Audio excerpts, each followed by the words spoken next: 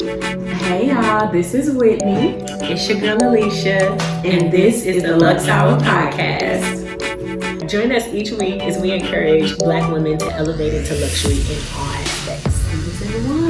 Yes, ma'am. All right. So, wine of the week.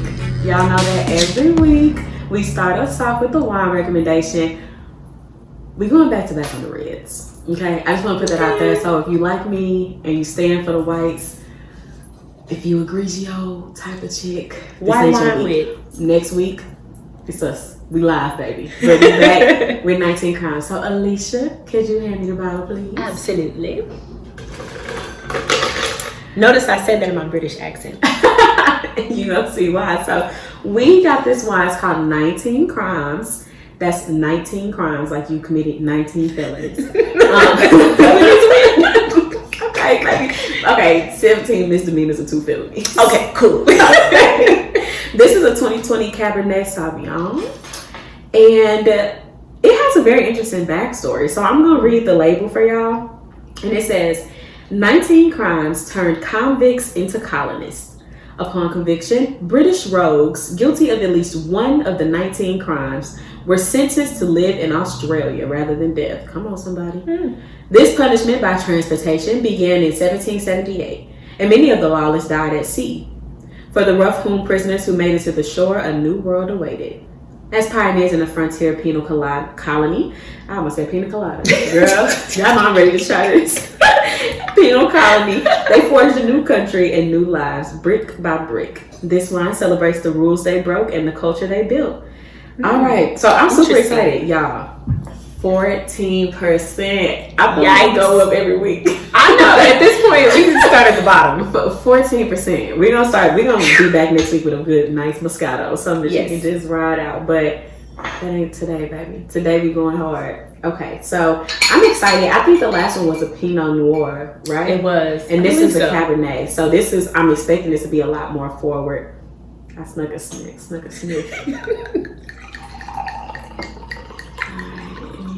Yeah, we're gonna keep a half a glass, okay? Yeah. Roll with the half a glass, even though I might end up refilling mine halfway through. The last couple episodes, we've been cutting the midnight oil. I've been like, I'm about to have to get a refill. With my girl Elle, who's that song? Can I get a refill? What's her name? Like Barnell or Elle? I thought it was Elle something. Elle Barner. Yes. Hey, Elle. How you doing, girl? Long time no see. Her hair was bomb. I love her. She was from the UK. Was she? Mm-hmm. I didn't know she was from the UK. Because I was listening to her around the same time. It's like Kareem Bailey Ray. Oh yes. Yeah. Okay. So I'm gonna go back to my old style. This week I'm gonna taste it first, then I'm gonna give it a swirl. If you remember, you know that swirling the wine helps to open it up so that you get more of the intended flavor and intended intensity. So let's do it. So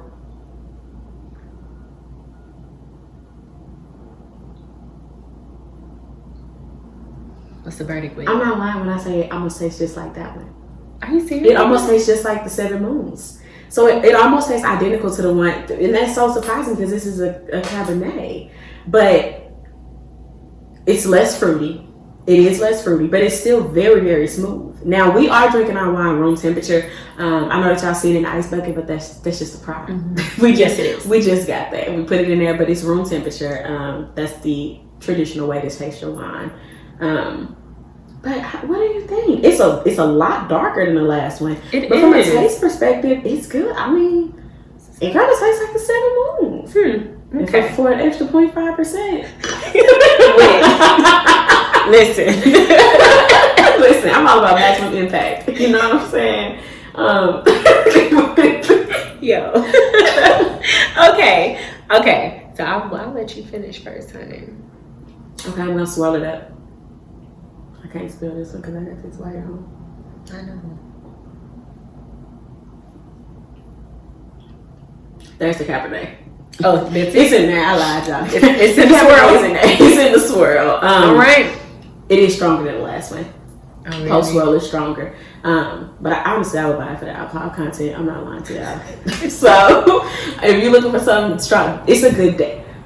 I almost almost want to say that 17 Moons was a better date night wine. This is more of a let me lay in my house and be sad by myself. If you looks like you just gotta get it out, but try it. Let me know what you think. Let me know what you think.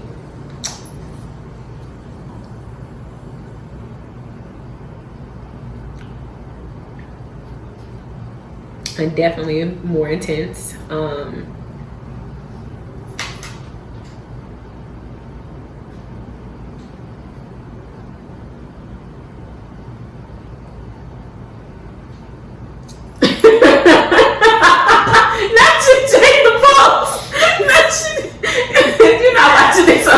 What is that, Hennessy? No, I'm just kidding. I'm like, look now, I'm just a wine taster. That's all I am. Okay. Listen, it's Douce in a bottle. It's Douce in a wine bottle. It's doing what it said it was going to do. Okay. It is 14%, and it definitely tastes like 14%, and it hits like 14%. So.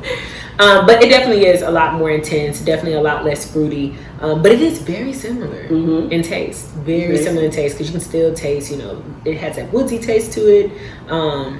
But yeah, it has a little bit more intensity though, for sure. Yeah, it definitely has an extra kick to it. For sure, yeah. The other one, 7 Moons, was a little sweeter. This was a little stronger. It's got that extra kick. Is. More intense for sure. So I mean, I could definitely see that being like a sad at home by yourself. Yeah. Versus because of the other one it was more fruity, so it would definitely be better for a date night. Yeah. The 17 Moons from honestly, or 7 Moons from last. That's one that when you drinking the wine straight out the bottle, like when it's one of them nights. Waiting to exhale. To me, like the 7 Moons was like a date night wine, whereas this one is like waiting to exhale. It is. So. Listen, that's what we got for the wine of the week. So check out 19 Crimes if you like red and you like a bold cap. It's very good. Okay. All right. Okay. I like that one. Yeah, that one tastes good. So, segueing into our treat of the week. So actually, me and Whit, we were just like haphazardly talking about this, and we actually had the same treat of the week. And for those of you guys who are tuning in for the first time, your treat of the week is essentially your luxury that you indulged in for the week. So, Whit, why don't you tell the people what our treat of the week was? Our treat of the week was the gift of time. Amen. Honey, we poured into our schedule by freeing it up. We both took a day off. Amen. Hallelujah. Hallelujah. Glory be to God. If you know me, you know that I'm a project manager by trade. Mm-hmm. Right now. This right now. Employer, she didn't mean that. Okay. She plans to be with you for a long time. She plans to retire from there.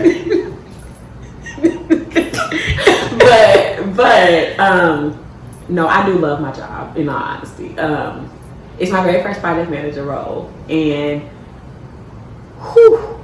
like we built the entire intranet for a global company, thousands of associates, and we had to have it done. We had one shot, and we've been working on this since January. Across the globe. Let's not mention across the globe. My girl was up at night at about 3 a.m. Talking to the India team. Truly, sending email. I got emails that I didn't send at 3:41. And I'm not even that kind of person that works like that. Anybody know you really get one thing about me, it's gonna be some work-life balance, because I don't believe in all of that.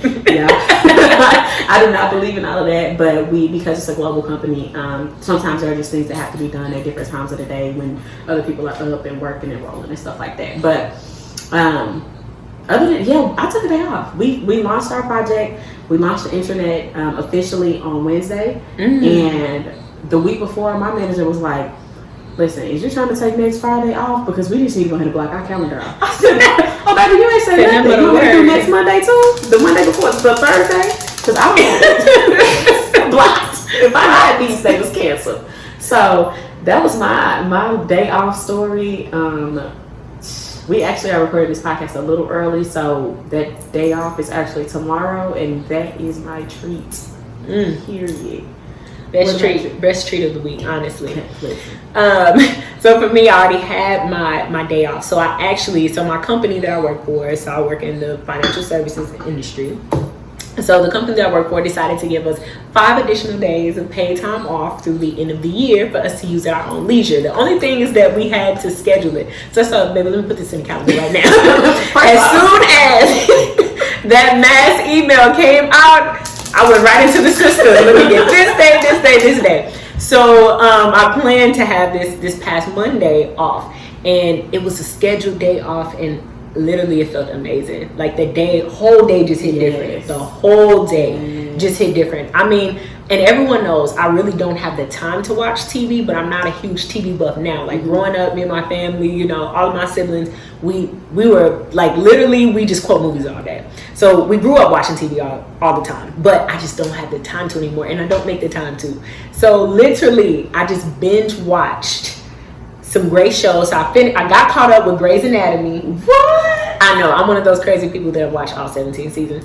But I actually started on season 12, and then I caught up to season 12, and then I just would like wait until the end of the year and then watch them all. And then I also finished Snowfall.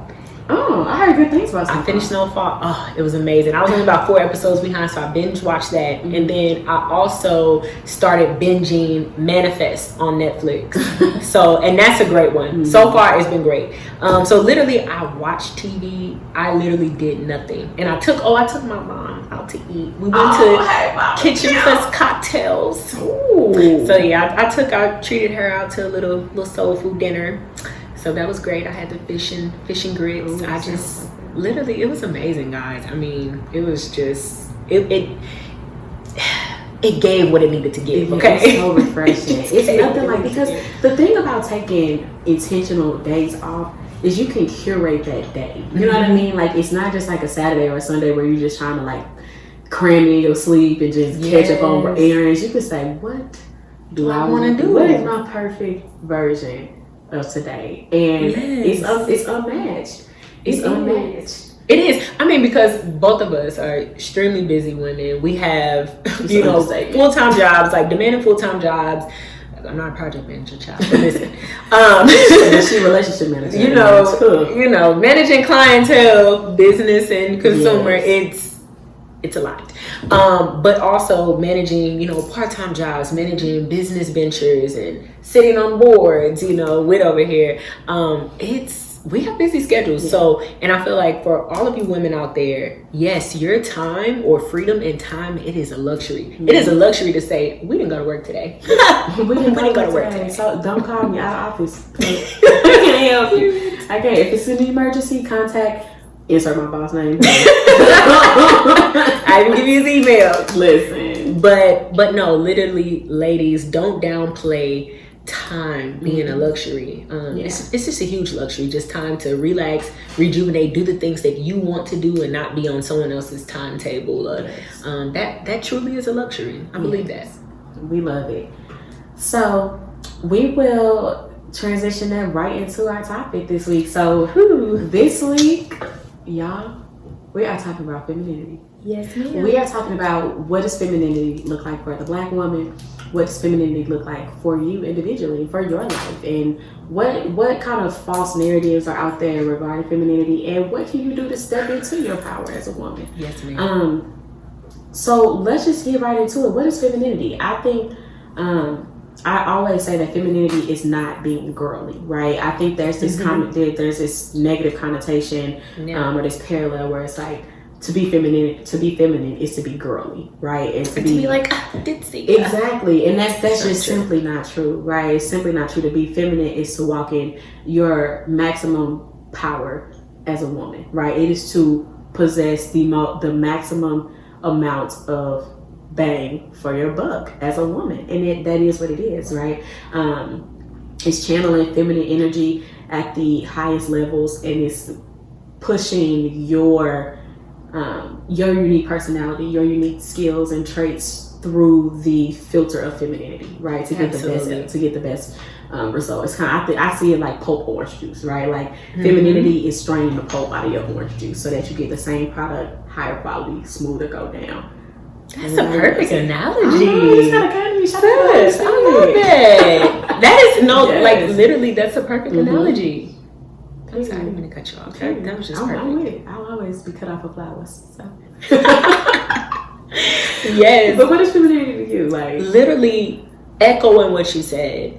And I think we talked about it before, but being feminine or being in your feminine energy, it is simply being, it's flowing. But also at the same time, within that feminine energy, it's understanding who you are as a woman, and it's utilizing that and operating, like you said, at maximum capacity, and understanding the power in that and owning it. So owning who you are at your most, feminine, authentic, flowing self.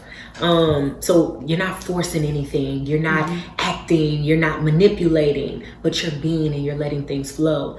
But I feel like that was just a perfect analogy, so I don't even want to stump on that. But I do believe that what you said is absolutely true. It's like that pup going through that filter, or not being caught in that filter, but allowing yourself, your authentic self, to be placed on top of, or to be refined. That's it. Through, be refined. Your feminine energy. So it's just refining yourself through that feminine energy. Because what does the refining fire do? It turns you into gold, right? The refining fire is what makes gold. And so that refining is truly what brings out your best. Like, truly. And I think what's interesting is that neither one of us started out as very feminine, like people. I think I was probably more girly than you, but feminine, I had to learn, right? And I think a common misconception is that women feel like, oh, well, I'm just not that kind of woman, right? You know what I'm saying? Like, I'm just not like that. I'm a tom girl. I'm a tom boy. And it's like no woman. I'm not girly enough. Not girly enough. No woman is born feminine in the same way that men are not just born masculine or walking in their manhood, right? Like, these are things that are taught to us. Some women have femininity taught to them from the time that they're younger, and so they just grow into feminine women. Other women have to learn it, but regardless, femininity has to be developed in the same way that masculinity does, right? Like, just because you're born a boy doesn't give you masculinity or have you operating a masculine, right? Like, men have to learn how to be men. So why would you tell us what was it like? What was your pre-femininity situation like? How were you before you became this top model? Top model, child. Well, thank you. You're so kind, sis. You're so kind, sis. This is one of the many reasons why I love her. Okay. I don't know nothing else. I'm gonna hype my career.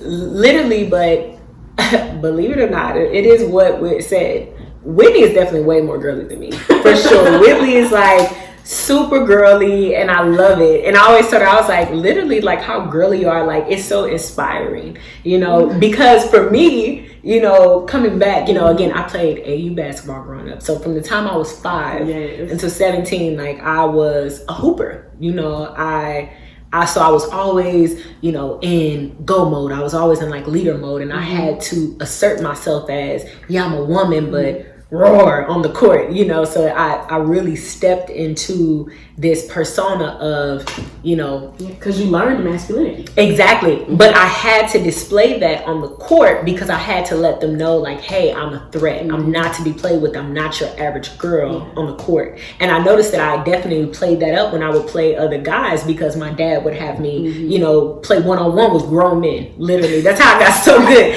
I'm 5'3" now. I've always been short. And literally, he would have 6'4" men guarding me, and he would tell me, you should be able to shoot over anyone. I don't know who my dad thought he was, okay? I love you, Dad. What's Serena Williams? Y'all dad looks like, I got to get to the league. He whipped me into greatness.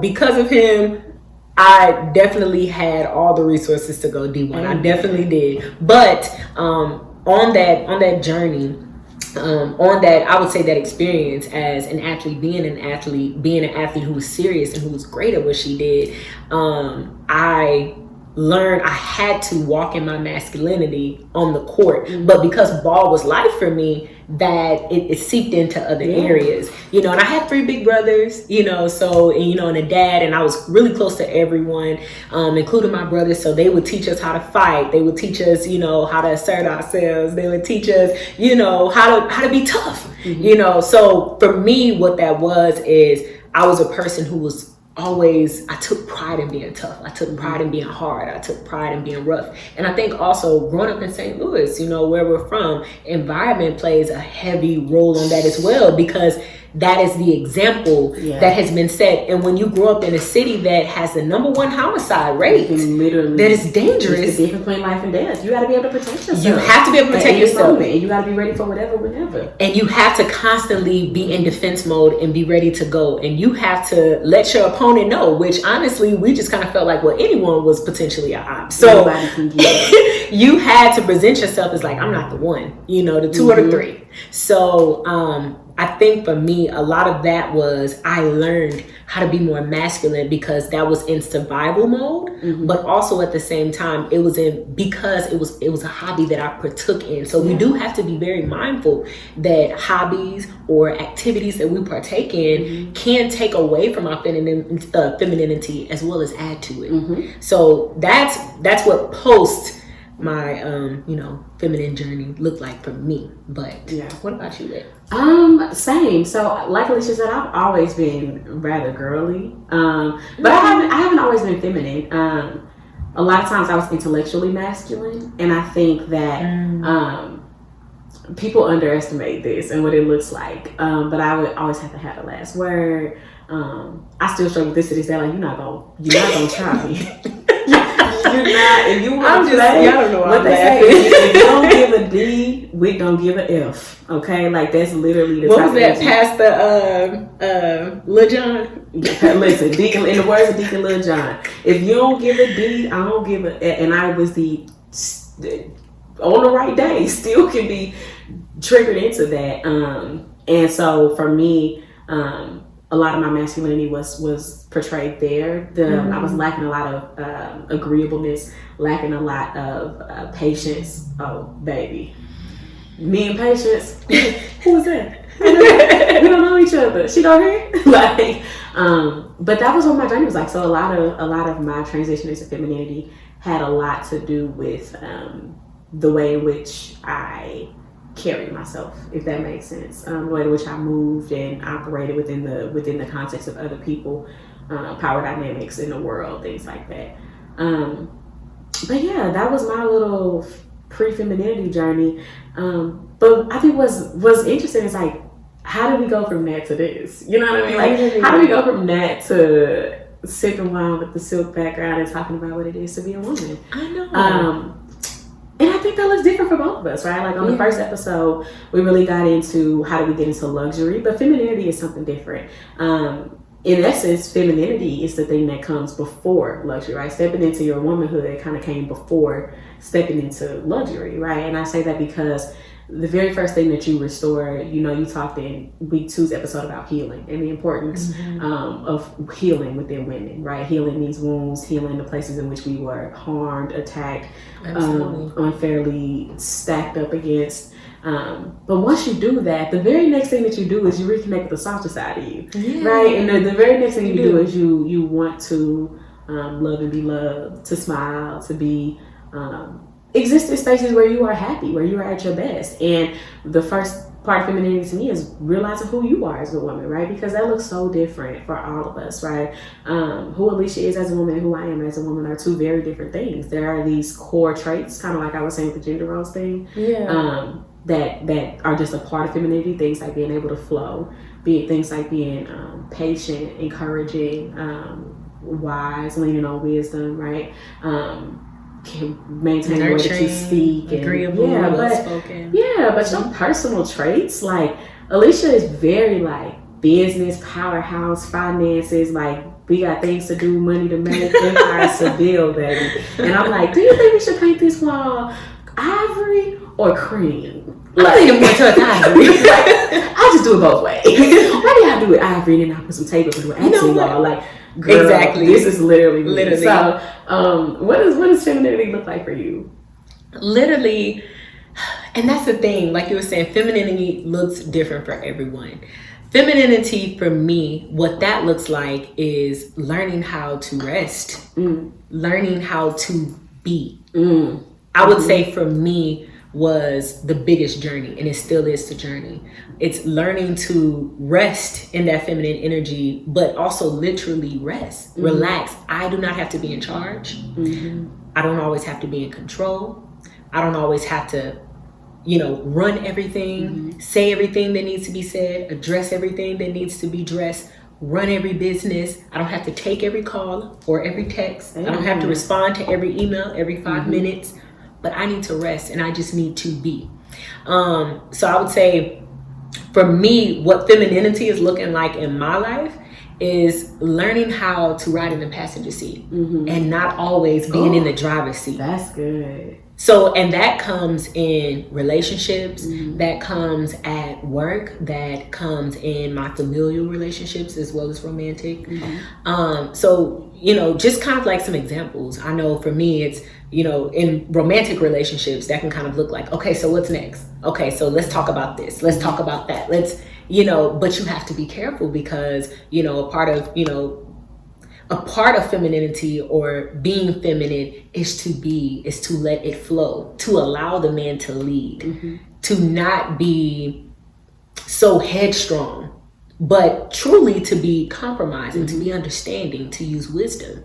It's not about being weak. It's about being wise. To lean on your partner. To lean on someone, to trust on someone, to believe that they'll make the right decisions. If I trust to be with this person, then why would I not trust them to make good decisions? They're capable of doing so. If I deem that they're capable of being with, right? So if I'm questioning whether or not they can lead us, then that means I question being with them. And in that case, I need to abort that mission. Cut it quick. Cut it short, or same thing in familiar relationships, trying to jump in and be the hero, be the fixer. I gotta do this for that person. I gotta give this person money. I gotta buy them gifts. I gotta help them with their business. I gotta help. No, you don't. Again, being wise, learning how to rest, learning how to delegate, learning how to suggest, and learning how to not always be the doer. It doesn't have to always be in my hands. I don't have to be in the driver's seat. So same thing with friendships. You can't save anyone. I'm not God, and I had to learn that. So he already came, baby. So he already came. If you missed it, you got to call him. He already came. So I would just say, so for me, like I said, it was just being and resting. But that came as a part of my healing journey. That did not come until I healed. And healing is an ongoing journey. But until I did the bulk majority of that healing, that's when that enabled me to be able to start my journey on to stronger femininity or to healthy femininity, I would say. Yeah, I agree. What about you, Wee? God, I feel like you said it all. I think everything that she said, everything that she said, and then a lot of external work, right? And I think this is the part of femininity that ironically people think of first, and they think that that's a shallow part, but it's still a necessary part, right? Femininity for me looks like reconnecting with who I was as a woman and falling back in love with my womanhood. I think so much of my childhood was stolen from me. I always battled for a long time with just like self-esteem, just in terms of like my appearance and my body and how I looked and how I felt like, everybody else looked like this and I look like this, or it was just a very, very abusive relationship that I had with myself. And femininity for me looks like falling back in love with who I am as a woman and nurturing that, right? Simple things like starting to set regular hair appointments again, shopping all the time, right? We all know where they got me, but like I said, we back in action mid-September, okay? Because I'm gonna be paid off before October, baby. I was gonna shoot for October, but yes, ma'am. We love it, girl. I booked reservation for September 17th because I said I'm gonna be done by here, right? I did because I told myself I was not going out to eat until both my credit cards were below 50%, like. Amen. The ones that I'm trying to pay off, and we tracking, baby. We tracking, but doing a lot of shopping. Going back to the point, redoing my wardrobe, figuring out even from a beauty standard, right? Like what beauty things work for me. Like I went through a phase where I would try like to wear my face, like beat my face, because that's what I was seeing on Instagram. Like, and I know that sounds simple or shallow, but it's like, okay, what do women look like? What do they do? Like, no, real. That's real. That's real. And so I had to go through different phases of learning what my look was. That's something that's very interesting to me too, is because an under discussed part of femininity is learning what is your look, right? Like, what do you look best as? I think there's this standardized view of beauty right now with the rise of Instagram models, Instagram cultures, BBLs. Everybody looks the exact same. Even, the new procedure where you can get your eyes like slanted to have like more Asian. Yeah, you get your face lipoed and sculpted, and there's nothing wrong with cosmetic surgery, right? This is what you want to do. It's your body, your choice. But what I'm getting at is that that has turned into a uniform beauty, a uniform standard of beauty. And so I think for a while I tried to lean into that, and I remember looking back at pictures like, that wig just don't look good, right? Or like your lash was like hanging off the side. And what I found was I had to find my rhythm in terms of my aesthetic and what worked for me. For me, I love a timeless beauty. I love classic pieces. I love colors and silk. I like my nails. I get the same way every week. I get a clear nude. It's real simple. Like, I don't get different colors of my nails, whereas like Alicia, you keep your nails and I always be like, oh, I want to get my nails done like that, but it's like but that's not my aesthetic, you know what I mean? Like, and it looks fantastic. Who did your nails? Asia? I don't want to mispronounce her. Nailed by Asia Shadex. Yes. Jamming. But that was a big part of it for me. For me, femininity was reconnecting with my appearance. I mean, like, because like you said, I'm very girly by nature. But once I healed my wounds, what they allowed me to do was soften up. And once I softened up, I wanted to reconnect with my femininity. And the first thing that I wanted to do was like give myself an extreme home makeover, like body edition. Like, I just wanted to just scrap this and renovate, renovate my look. So that was what femininity was for me. Like, but I think what's interesting is like, there's no manual for this. You know what I mean? Like, there's no manual for teaching women how to return to womanhood. And I think I wish that there was, and I pray to God that somebody writes one. Maybe it'll be us. Who knows? But who knows? But it's so important because it's truly where your power is, and it's a lie from the enemy that makes you feel like your masculinity is where your power is, right? Because I think throughout history, what we've seen is the domination of masculinity, even in things like government, politics, corporate America, and the men are who've had the power. But that is a very, very recent historical concept, and it's limited to geographical areas, right? Like in America, maybe, but there are tons of matriarchal cultures where femininity is power. I remember listening to this podcast by Courtney Sanders. We'll actually link it here. Oh yeah, and she that was what really solidified my desire to step into femininity, right? Like, I was still working at the school district, child, so it had to be a year and a half, 2 years ago.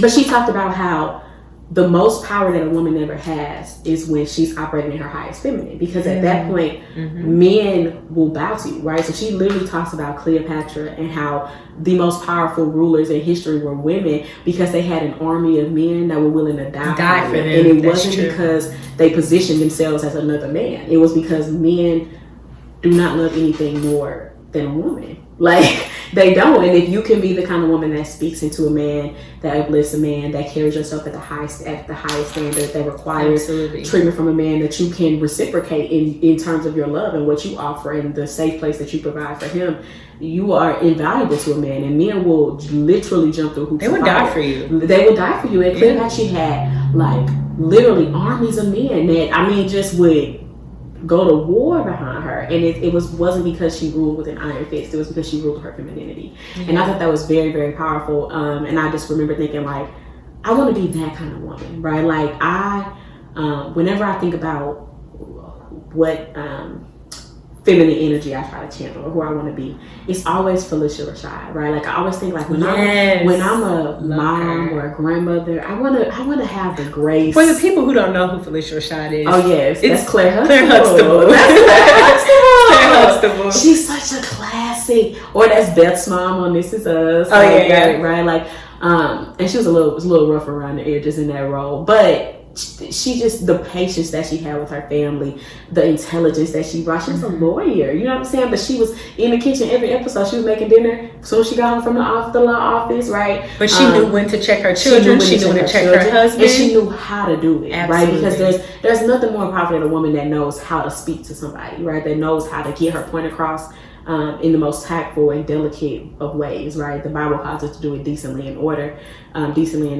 But that is what I channel. Like, I'm always like, what would Felicia Rashad do as a woman in this situation, right? And that's a perfect person to channel, though. It truly is. Because I feel like that's when I'm at my peak, that'll be my energy. Highly successful, highly domestic, highly lovable, super patient, very tactful, full of grace. Nurturing, well-dressed, funny, well-spoken, loving, like happy. I don't ever remember seeing Felicia Rashad or Claire Huxtable. I never recall her being sad on that show or having a nasty attitude, being bitter, she truly being set the tone down for her home. She did. She did. And because of that, they were excited to see her coming. Yes. They called upon her in their time of need, whether it was good or bad.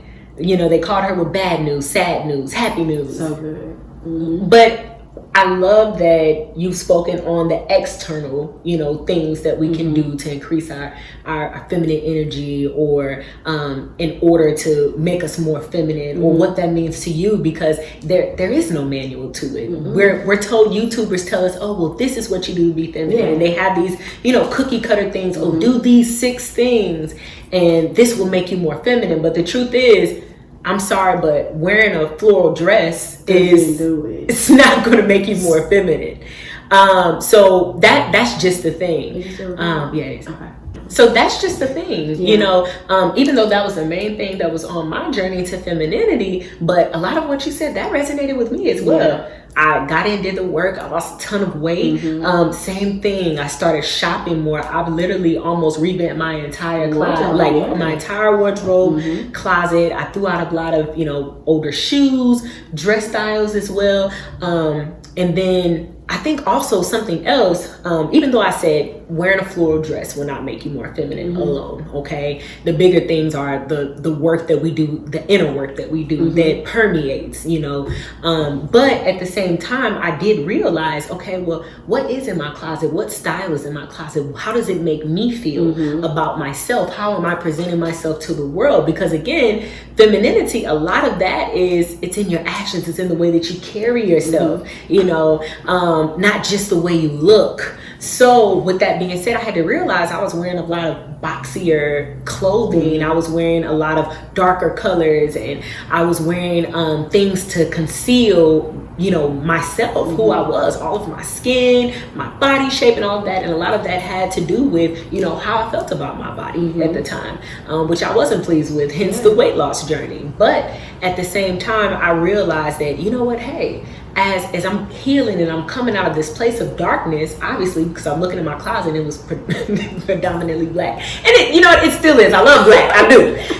Gold and black are my favorite colors. It's true. But at the same time, like 80% of my closet was black. Everything. But I took a look at that and I said, okay, what does this mean though, Alicia? Like, let's go beyond you loving black and it being chic. What is this saying? I'm in a place of darkness. Let me try to have what I'm feeling on the inside, the work I'm doing on the inside, match, reflect how I'm presenting myself to the world. And let's see if that makes a difference in how I look at myself. And it's like something as simple as like what me and Whit are wearing today. Will has on a nice white silk with a nice neckline and a one-piece jewelry that's just very classy. It's very timeless, very tasteful. Some nice stud earrings. Just very well put together jewelry. Tiffany on the wrist, and then it's like you have myself, and it's like, I have the shoulders giving me more of like a 17th century vibe, something white, a lot lighter than what I typically go with, even though I love me a good black, some nice jewelry, some nice pieces, real pieces of jewelry, also mixed in with some, costume jewelry. But those pieces, those attention to detail, that I noticed that when I was intentional about heightening those things, that impacted the way that I felt. And it impacted the way that I carried myself. When I have on a top like this, I have no choice but to sit my shoulders back, you know. But if I'm just wearing a t-shirt or some slouchy sweatpants and some tennis shoes, I'll slouch a little bit more. As for me, that may not be every woman, but I've just noticed that it's like the more, the more detail oriented that I am in the way that I present myself, that's the more feminine that I feel, the more happy that I feel about my appearance, the more confident that I am. And I know that I exude that. I walk different. I, speak differently. So, it curates an entire persona, you know, and I think that's the most important part. And it's like, that's what I got from, you know, hearing your journey on, you know, upping those external ways in, you know, which you were, you know, heightening your feminine energy. And a lot of the lack that I felt from an external basis, I feel like that's what made me internally masculine, right? In the way that I approach situations, in the way that I approached men, in the way that I approached friends and disagreements and all that type of stuff. It was all a part of the insecurity, right? And so I kind of want to talk through that. I want to know, what are 3 tips that you would give a woman for elevating her femininity from the inside first, and then we'll talk about 3 external tips. For my first one, I think I would say you have to find your aesthetic. You have to find your style. Oh wait, these are the internal ones, right?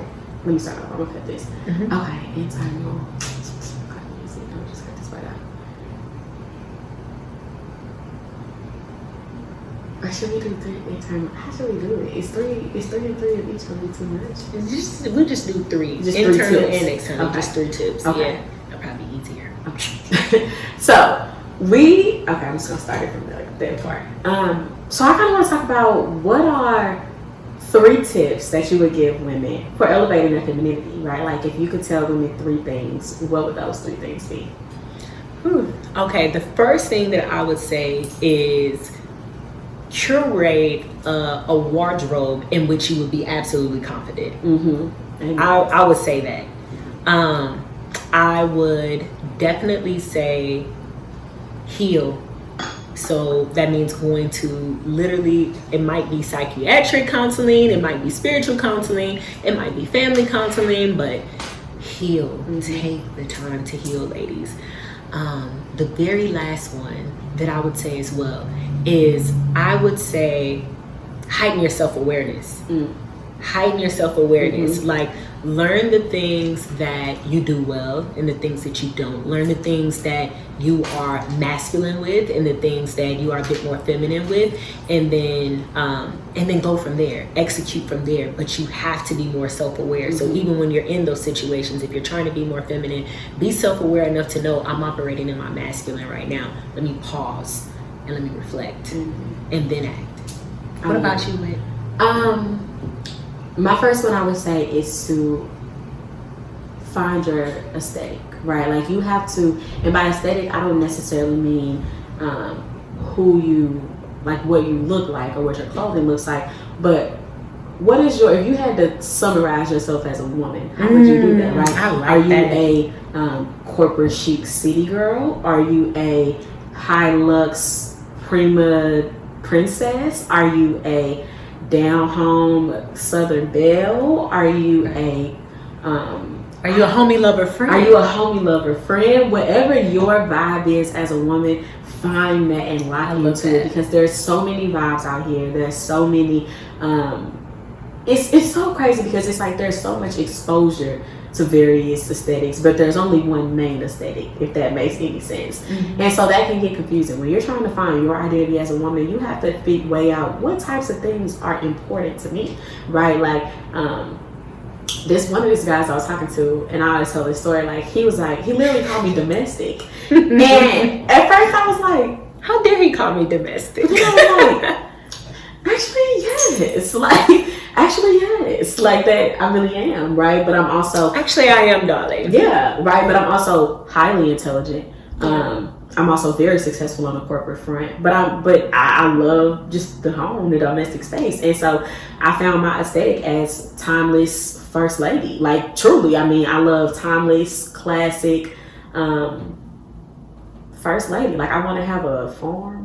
I want to have like a beautifully decorated house, and I want to homeschool my kids after I done built the business and sold it for 50 bill. Like I want to, you know what I'm saying? I want to be able to support my husband in whatever he does, and I want to just take I want to get to a point where I take all of my talents and pour them in the building of my family. Right? My family. If my husband's a businessman, I want to be VP. If my husband's an artist, I want to be manager. If my, my kids. Whatever. I see that for you with like, listen, this is like 1000% accurate. Like I can absolutely see you operating in that space. Like you're already operating in that space. It's not even that you're preparing, you're already operating. Yeah, because I had to find my aesthetic. And that was the very first thing that I had to do, stepping into femininity.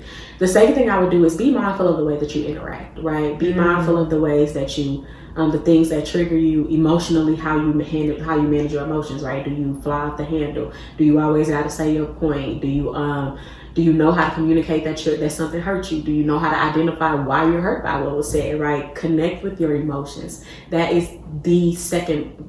It might even be the first most important thing that I did, was to connect with my emotions so that I could communicate them, so that I could carry them, so that I could manage them. Because at the end of the day, we women, baby. And not only are we going to have crazy emotions on the day-to-day, but don't let it be coming up on flow visit.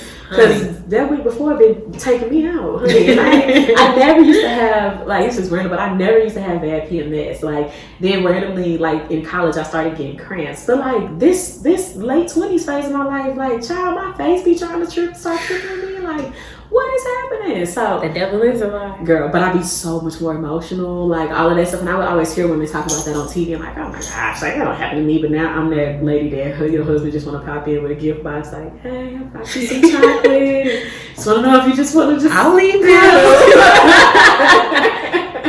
So figure that out. And then the very first thing the last thing I would say is surround yourself with what you want to be, right? Your Instagram timeline, the friends that you have, the job that you hold. Alicia and I both, we said it on the first episode, we both went and got second jobs just because. And another part of femininity that we haven't even gotten into was the successful part, right? Like, absolutely. A woman manages her money. She manages her household. She manages her finances. She's prepared for she's financially responsible. Yeah, she's not going to be a burden on her potential spouse. Exactly. She is going to be, self-sufficient. Yeah.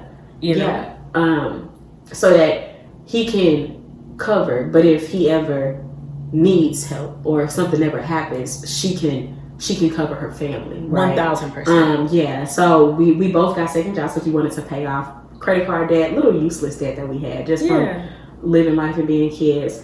But we got them at department stores, right? Like fairly high-end departments, the outlets, so that we could be around luxury brands. Absolutely. Luxury style. We're literally across the street from each other with... Guys, we are really, our part-time jobs are across the street. Like we know exactly what we say, like it's literally across the street. Like when people come into my job and they are looking for something that we don't have, and they're like, where can I go? I'm like, if you open the front door and walk directly across the street, Saks is right there. And it's not really a street, it's like a crosswalk. Literally, it's legit a crosswalk. That little brick crosswalk right across the street. Like she was just telling me, hey, we have these pants over here. Like when I get to work, I'll show them to you, because we're talking about a photo shoot, Yes. But legit, they're right across the street. Literally. But it's about your environment, so that's my third tip, for sure. Hands down. No, I love that. But literally you have to surround yourself with those type of people and put yourself in those type of environments, because at the same time, whether we're being, talking about being feminine or whether we're talking about being successful, you have to already see yourself there. Yes. You have to already put yourself there. It's one of those things to where it's like, okay, if you hang around, my dad always said, if you hang around 9 broke expletives. If you hang around, well, this was back in the day before he was a pastor, y'all, okay? But if you hang around 9 broke people, you will be the 10th. You will be the 10th. You will be the 10th. So same thing. If you hang around 9 very masculine women, you will be the 10th. If you hang around 9 very ghetto, classless, tactless women, you will be the 10th. If you put yourself around 9 non-ambitious women, you will be the 10th. Or 9 women who are not looking to elevate themselves to a place of luxury in all aspects, you will be the 10th. Don't be the 10th. Don't be the wrong 10th. That's the moral of this. That's gonna be the title. Don't be the wrong 10th. Yeah, don't be the wrong 10th, okay? Don't be the wrong 10th. Like, I mean, and that truly is a moral of the story. I mean, and I think that it's like, even though we don't intentionally try to motivate each other with our part-time jobs, well, we kind of do, but we don't. But naturally, we just end up saying, yeah, girl, you know, I'm over here at the part-time. But girl, look, this is progress I made. You know, like, we was just sharing with her journey, like, hey, look, I'll be done a little bit quicker with this part of this sub goal, you know, or I just like, yeah, girl, I had to go in there today, but hey, I get paid tomorrow. We both get paid weekly, every Friday from our part-times. So literally, we kind of talk about it, laugh about it a little here and there, but you know, that helps to keep each other going subconsciously, you know, and you know, on purpose as well. So that's extremely, extremely important. Yes. And one last thing that I'm gonna say, if you want to embrace your femininity, the worst thing that you can do for yourself is be connected to men who are not operating in their masculine. Woo! All right. It is bad for your mental health. It Take is us to bad for church. your vaginal health. It's bad for it's just bad. It's bad for your spiritual health. If you want to embrace your feminine, that only comes from a place of being safe, soft, and secure. And you will never, ever, ever, ever, ever, ever, ever, ever, ever, ever. You will never have that with a man who's not consciously managing his masculinity and embracing it and walking within that, because you will never be safe to do so. You will never feel safe to do so, and you will never be able to let your guard down to do so. You will always think that you are just this super masculine, I'm gonna do it all, beat on my chest type of woman, and that challenge yourself to see who you are without that. Challenge yourself to see who you are without having to be tough because the man around you can't do it. Jesus, I'm gonna share.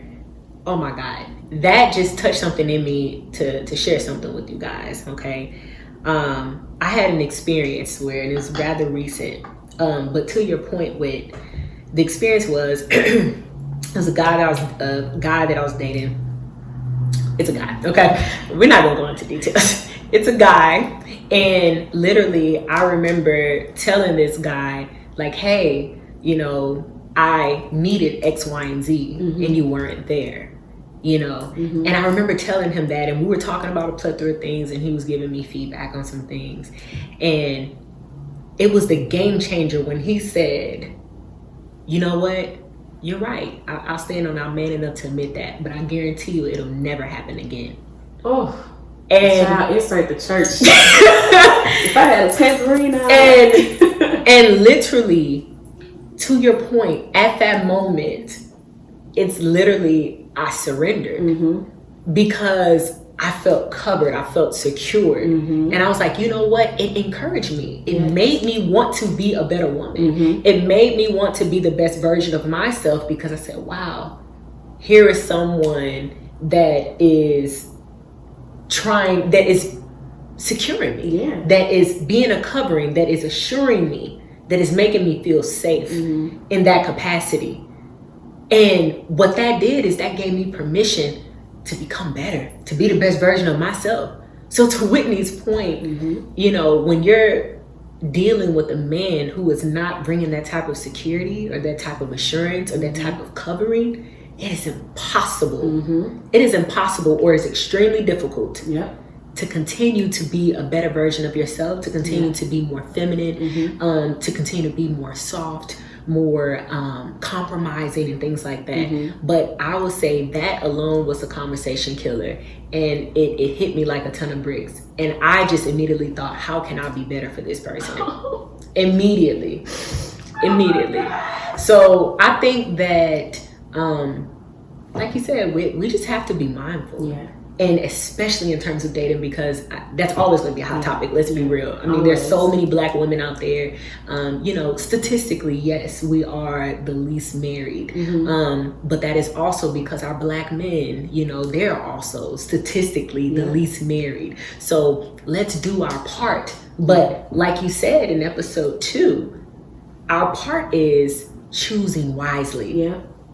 The woman and the man, we have to make better choices. And that is a part of the better choice. Choosing a masculine man that can provide you with that security and stability. Yes, that's it. As long as you yoke yourself to toxic masculinity, and that's on either end, right? Hyper masculinity or hypo masculinity. If it's toxic masculinity, you will never be able to embrace your feminine. You will never feel safe and secure. You will never step into the fullest version of yourself. So, I don't know. I think that's a good stopping point. What's your opinion? I think that's a wrap, honey. That is a wrap. Ladies, upgrade your femininity. It's time to step into womanhood. It's time to step into what your power looks like as a woman and to operate in that at the highest of levels. Highest levels. Let's cheers to that. Yes, cheers to that. Toast us out, sis. All right. Y'all have a good one.